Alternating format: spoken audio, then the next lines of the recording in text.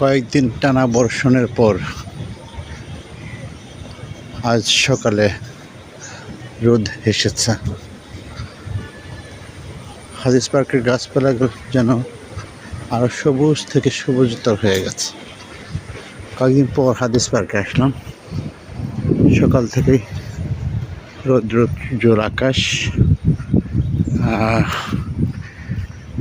সাধারণভাবে এই কদিন মানুষের পদচারণা পড়েনি, যে হাদিস পার্ক সবসময় মানুষের পদচারণায় মুখর থাকেন। এখানে নানা ধরনের ফুল, বিভিন্ন ধরনের ফল।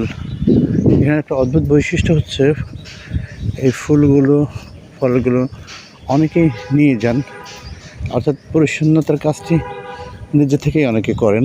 যদিও সিটি কর্পোরেশনের সুনির্দিষ্ট লোকজন আছে, তারা এটাকে কেয়ার করে, দেখাশোনা করে, কিন্তু এটা খুবই সুন্দর এবং পরিচ্ছন্ন, অনেক গোছানো। এই হাদিস পার্কটি যদি আয়তনে তেমন বড় নয়, কিন্তু সবসময় একদম ফুলে ফুলে সুশোভিত থাকে। সবচেয়ে বড় বৈশিষ্ট্য হচ্ছে যে প্রতিটি মৌসুমেরই কিছু ফুল গাছ এখানে আছে।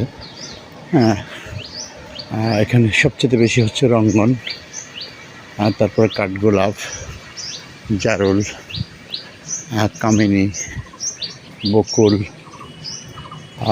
জুঁই, জঙ্গলি সহ